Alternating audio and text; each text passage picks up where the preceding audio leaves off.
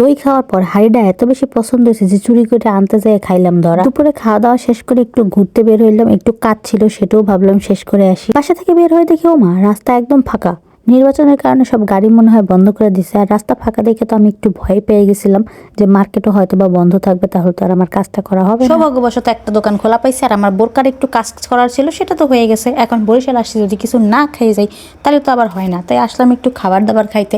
আমি আবার ডায়েট করতে চাই, কিন্তু বরিশাল আসলে বা মার্কেটে আসলে সুন্দর সুন্দর খাবার দেখলে আমি আবার ডায়েট ওই জিনিসটা করতে পারি না।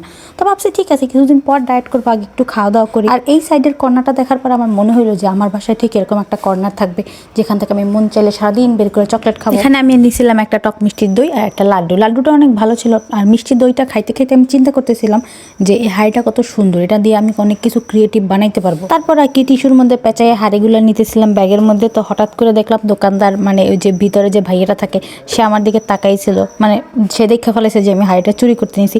তারপর সে আমাকে সসম্মানে একটা শপিং ব্যাগ দিল, মানে ওদের যে ব্যাগ থাকে একটা দিল, যে আপু আপনি ওইভাবে না নিয়ে একটা ব্যাগের ভিতরে ভরে নেন। আমি ওইগুলো চুরি করি, আমার বাসায় 30-35টার মতো আছে। রেস্টুরেন্ট থেকে বের হয়ে দেখি পাশের রেস্টুরেন্টের গরম গরম চিকেন নাগেটস আর একটা চিকেন ললিপপ ওইগুলো হয়েছে ভাজা। তো আমি ভাবলাম একটা খাইয়েই দেখি, না খাইলে আবার ওরা অভিশাপ দিবে যে ওই রেস্টুরেন্টে খাইছো আমার রেস্টুরেন্টে খাও নাই। তো অটোতে বসে বসে এটা খাইতেছিলাম, মজার ছিল, কিন্তু এমন একটা সস দিছে, সসটা কী কোম্পানির, মানে কী রকম এত লিকুইড আমি জানি না। সিটে যাই আমার সারা মানে হাতে গায়ে বোরকা সব জায়গা পড়ছে।